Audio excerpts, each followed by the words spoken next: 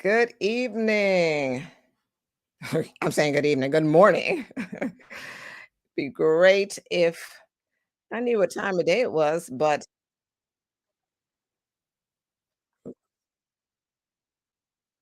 oops.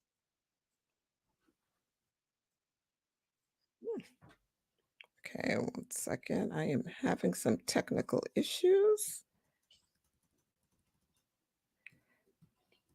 All right, hopefully you can hear me. Give me one moment. Let's fix this audio situation.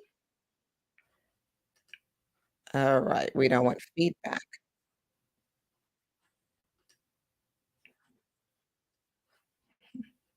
Good morning.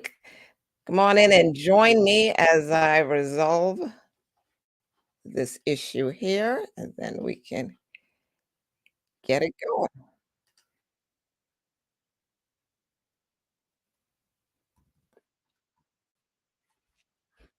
All right. Hello, hello. All right. We'll get started in just a moment. Let me know who is here. Good morning, Sheila and Dr. Roxanne. Good morning, everyone. I am trying to make sure I can have my other screen ready so I can see some of the individuals whose names are not showing up in the live stream, but I see you're saying good morning. So I think that might be Mark there, and hopefully I'll be able to see you shortly. But you can see me and hear me, right? Let me know, and then I will continue. Okay, let's see if this thing. All right. All right, we're gonna keep it going here. We're gonna navigate through it. Okay, I see. Yep. Okay, Mark, thanks for confirming. Good morning, Michelle. Great to see you. So glad everyone can join me. And hopefully you can join me for another Tea Time Tuesday with your tea, coffee, beverage of choice. I'm gonna take my sip and we'll go ahead and get started. And I apologize if I'm not able to see you today. Um, little technical issues, but some people I can see, some people I cannot. Okay. Well, thank you for confirming that you can see and hear me. All right, let's get started because we have a few things to cover, and I want to make sure that we get through with all of it because we are taking this journey together. I want to welcome everyone who is with me. Welcome all the legacy builders, of course, our regulars, and then also we want to welcome our guests. Because for this month, we are streaming on multiple platforms, and today we even are streaming live on Instagram. So trying something a little new. So welcome. Also want to welcome my replay folks in our community. If you are catching the replay, make sure you type hashtag replay in the comments so I can acknowledge you. I love going back and reading the comments and responding to each of you. My name is Marcella Mullen Williams. I am a behavioral financial advisor and co-founder, along with Mark Mullen, of Legacy Builder Group. As a behavioral financial advisor, I use a combination of traditional finance, neuroscience, and psychology to help you gain understanding and control of your relationship with money. And that's what we do here in this community.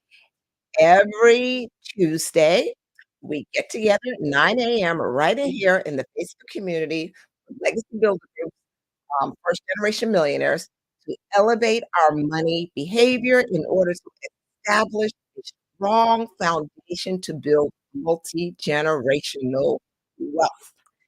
That's what we're here to do.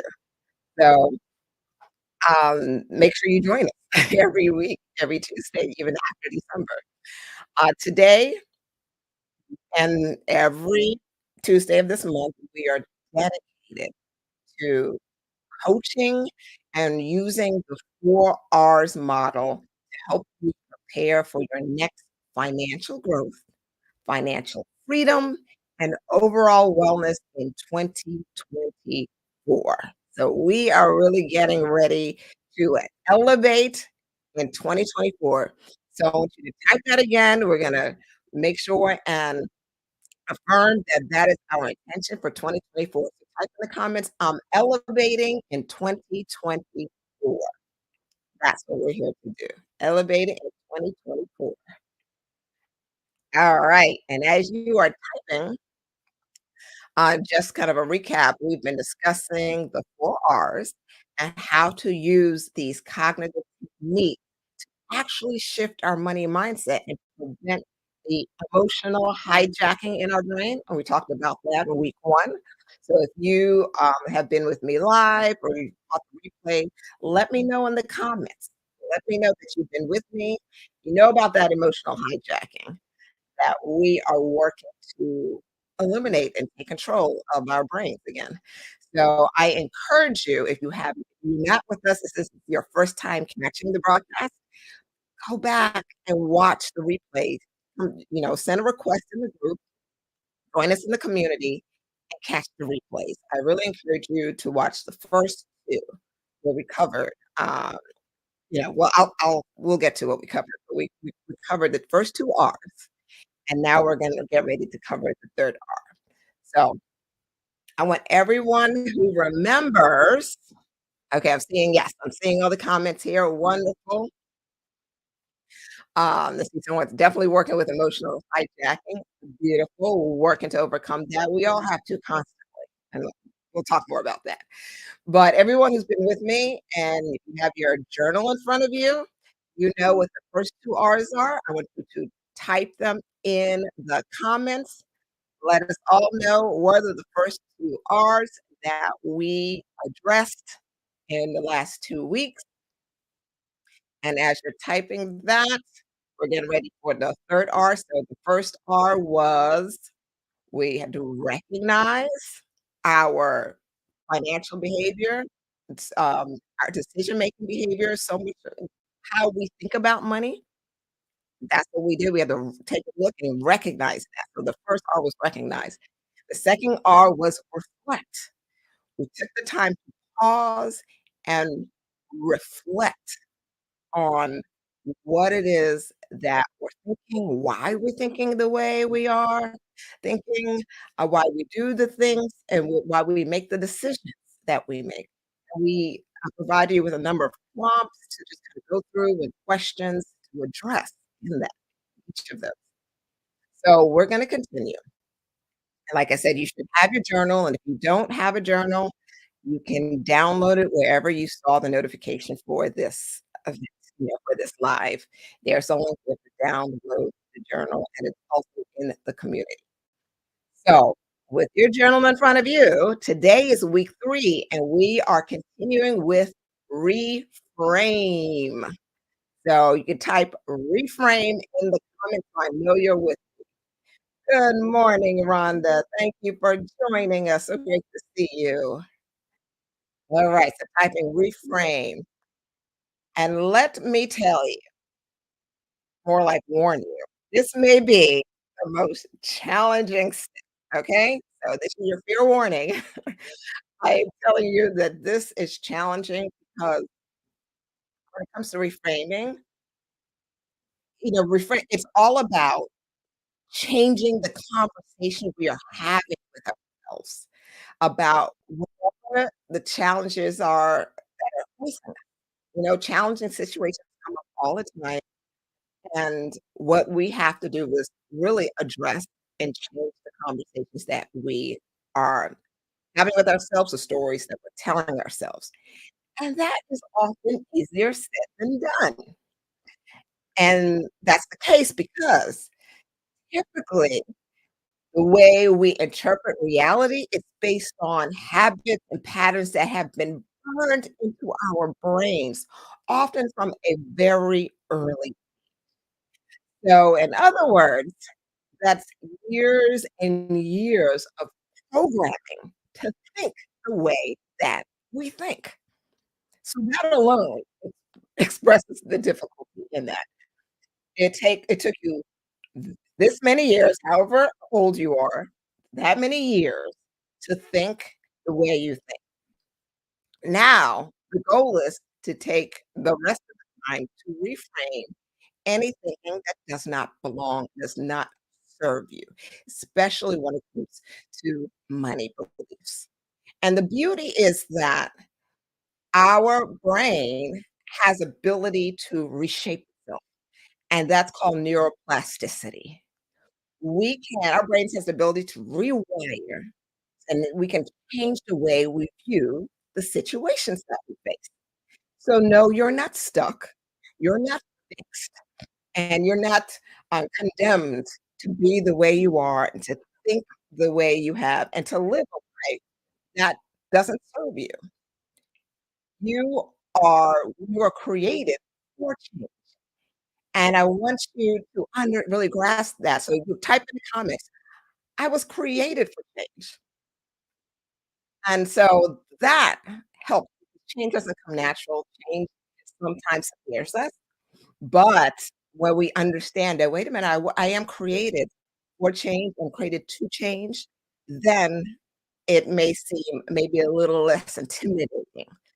So in order to reframe, we have to first confront the frame you are working with. Because remember, we're reframing here, but wait a minute, before we go reframe, what's the frame we're working with here?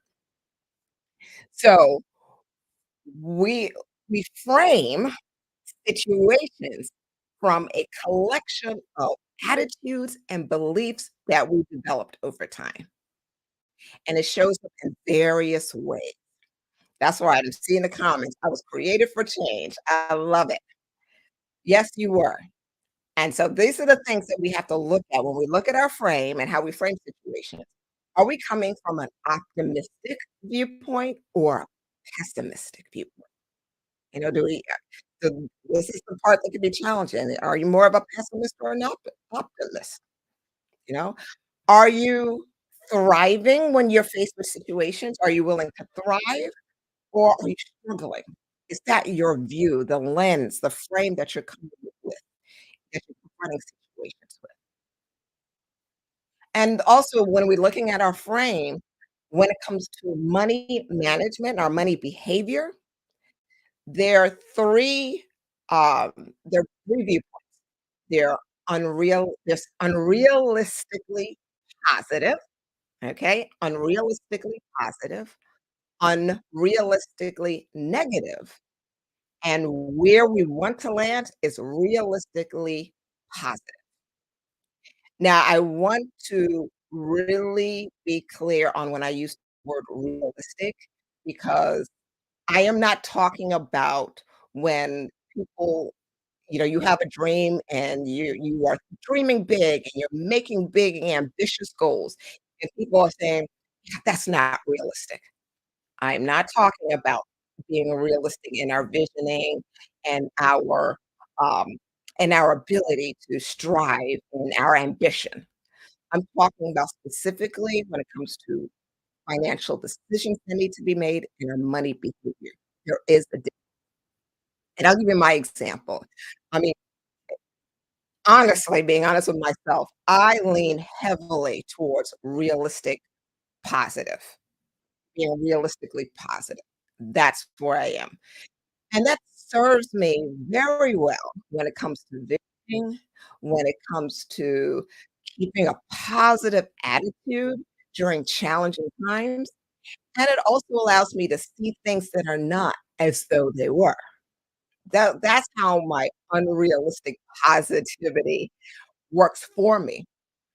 It does not serve me well when certain financial decisions need to be made. And that's what I'm talking about. So I really want you to see the difference because I don't want you to burden yourself saying, I'm not being realistic by dreaming big. Dream big, think big, have big ambitions. But it's very important that we take the steps and that we're realistically positive when it comes to the day-to-day actions and responsibilities that are needed when it comes to financial decisions. Are you all with me? Are you understanding the difference? I really don't wanna move forward until we really get clear on that point because it's so important. All right? So, keeping these frames in mind, whether you're optimistic, pessimistic, thriving, struggling versus, those 2, and striving to being realistically positive when it comes to your financial management and behavior. Let's look at these prompts in our journal, okay? So let's look at the first one. Question the negative beliefs or attitudes you have about money and replace them with positive, empowering thoughts. Okay, so I think I would probably have a combination of individuals in this group, who's watching me, people who are I see someone here, yep, who's actually very just like me, can be realistically positive, unrealistically positive, working towards those areas. But then we have those who are maybe pessimists, unrealistically negative. So, if you are in these areas, this is how you have to look at it, and let me give you an example. Say you have just pessimists, right? A pessimist might look at a market downturn, so looking at the market, looking at the economy, where it is today, and if you look at the market downturn as something that can ruin you, that's how a pessimist will look at it. It's, "Oh, this is going to ruin me financially," and you worry that it might not even be able to retire, you might not be able to overcome or, rebound. This market's gonna wipe me out. That's where the pessimistic side is, whereas the optimist might look at the same market downturn and assume that he or she will always bounce back, and then not consider examining his or her portfolio properly or getting in contact with their financial advisor. They're just like, "Oh, it'll be okay," and not taking the step to really be responsible with the financial behavior. So looking at some of your answers from last week, I want you to really take a look at the attitudes that and the beliefs that you have developed. What are some of the ways that you recognized and then reflected on in the last week? And now see how you can reframe your mindset around that. Now continue to explain how to do that. But how can you shift from a negative mindset, a negative perspective to a positive perspective? And now some of you may have automatically reframed, like you caught your thoughts, you said, uh-uh. Your reflection, you said, oh, wait, I don't want to think this way anymore. And that's great. What we want to make this, get this on autopilot. We want to get to a point where we automatically reshape our negative thoughts to positive thoughts, right? And let me see in the comments. You have yeah, Sheila said, "Yes, have big dreams and big vision, but the steps to achieve them must be realistic." Exactly. I love it. Okay, reframing in progress. Wonderful, Dr. Roxanne. So that is the first area, is really being able to look and confront your negative beliefs and attitudes and learn to reshape them. And we'll continue with these steps so you can learn more. If this is a struggle for you, I hope to kind of give you a bit more clarity and insight on how to do that. So next, you want to identify any preconceived notions or biases that may affect your financial behavior and be open to alternative perspectives. There are research has shown that have been there's an average of 180 cognitive biases out here. Like, we are susceptible to this large number of bias, and whether you're a pessimist or an optimist, 2 biases that tend to confront us is overconfidence and confirmation bias. Whereas we tend to lean towards the things that have been confirmed in our past, or we're overconfident about situations. And I kind of addressed that in the last stage, in the last step, sorry. And so these are the things we have to be aware of. Like, wait a minute, we all have natural biases. We may not even know what it's called. Okay, I'm putting some names, but we may not be aware of what it is. And simply understanding that you don't know it all, you know, that what you think may not be the reality for yourself. Biases impact our decision making ability, which is why we are learning to recognize, reflect, and reframe our way of thinking. That's how we're able to do it by recognizing pause, first R, second R, third R, and it gives us time to really think about what we're processing. Our brain makes mental shortcuts called heuristics that say, hey, if it happened once, it'll happen again. And that's another bias that we are confronted with. We look at our past as a similar confirmation bias. We look at the things that have maybe burdened us before, maybe negative situations, negative outcomes. And we were like, oh, this is terrible. This will happen again. I'm never doing that. Or overconfidence. Oh, I did great this time. Every time I invest in this particular stock or in this way, I'm always going to have a good outcome, which can be overconfidence. So remain open to alternative perspectives that are optimistic. Okay. I want you to always come from that place of optimism while being realistic and open to alternative perspectives. And we can do that with the next step. Um, oh, I think, let me see, called what? Cut out of my phone. Oh, okay. I said heuristics. Is that the mental shortcut I mentioned with the heuristic? It is what, our brain kinda tells us if this happened before, it'll happen again. So that may be the word that you yeah, thanks for letting me know that I got cut out. Alright. The next is consult with trusted friends, financial coaches, or advisors to gain different perspectives or insights on financial matters. This is how we can overcome our own biases.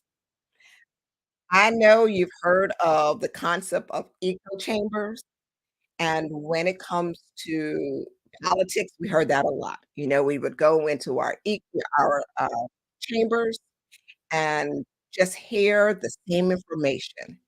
And what that does is feed into our own biases, and it says, "Hey, see, everyone around me is thinking the same way. I'm gonna do what everyone else is doing because 'cause we're all right." And that is so unhealthy. What you want is to seek different views. Surround yourself with people you can have positive money conversations with. You do not want to get yourself stuck in a negative echo chamber, which sometimes shows up in family. Yep, yep, yep, yep. That's a harsh reality. Depending on your background, this can be really challenging, if you kinda grew up with negative perspectives, maybe that struggle, you kinda hear the term being on that struggle bus. It's time to get off the struggle bus and get on that thriving bu or yacht, whatever that is for you, but to thrive, okay? So this plays a huge role in learning how to reframe from pessimistic to or unrealistic positive behavior. It is it's essential that you have if you are coming from that environment where no one talks about money. When it comes to the no talk rule, and y'all may have heard me talk about this before, the no talk rule is a condition, it's kind of a pre-existing notion in a family that no one's gonna so if you grew up in an environment where no one talked about money, that was unheard of, well, then it is more important for you it's even more important and essential that you surround yourself in environments where people are talking about money. And that is what an I do what we do. That's why we are with you every Tuesday to have these conversations. As you're building wealth, especially for our first generation legacy builders, who we are here to consistently serve, those people who are the first individuals in their family building wealth and wanting to continue it for multiple generations, this is essential. Being and surrounding yourself with people in environments where it can help you to see, "Oh, wait a minute. This is how I'm thinking, but this is how these people are thinking, and that's different. Let me see how how this way of thinking is serving me better than the way I've been thinking," and then make that reframe here, right? So, yes, yeah, see, family is possible negative ecosystem. Yep. Help help us get off the yes, help us get off the struggle bus. We could thrive. Amen to that. Yes, Michelle, no struggle bus. I burnt the bus in my family. I love it. She burned down the struggle bus. We are not doing that anymore. I am with you. 'Cause there's no struggle bus in this community. We're not doing that. So the next step, consider multiple solutions or pathways to achieve your financial goals and be willing to adapt your plans if necessary. Remember, we are made for change. This is where this comes into place. And when it comes to our financial goals for 2024, be open to your options. Do not limit yourself. Do not put yourself in a box. This one really hits home for me because for many years as a financial advisor, I kept myself in a box. This box was created by the choices I allowed others to make for me, and it was created by the story I told myself about who I should be and how a financial advisor should operate and should talk about and the things I should do. I had to be willing to explore a different and better way of serving my clients and my community and be willing to pivot in a way that benefits both the families that Mark and I get to serve and benefits Mark, myself, and our team. And that is one of the reasons why this community is here because of this step right here, and I share that because I want you all to think about the ways that you can achieve your financial goal by serving others in different ways of doing it, and in ways to really create impact. I truly believe in, the quote by Zig Ziglar, and I may be saying it a little wrong, but to the point is that you can have anything in life that you want if you are willing to help as many people get what they want. So I think I misquoted it a bit, but it's basically about the more you serve others, the more fulfillment you will find in the things that you're searching for. It just comes naturally. So be willing to explore all the various ways in which you can achieve your financial goals. And don't limit yourself. Don't put yourself in a box. You are made for change and you are made for so much more than you could probably even wrap your mind around. Okay. Thank you, Rhonda. Rhonda said, I'm happy you pivoted. Glad to be here.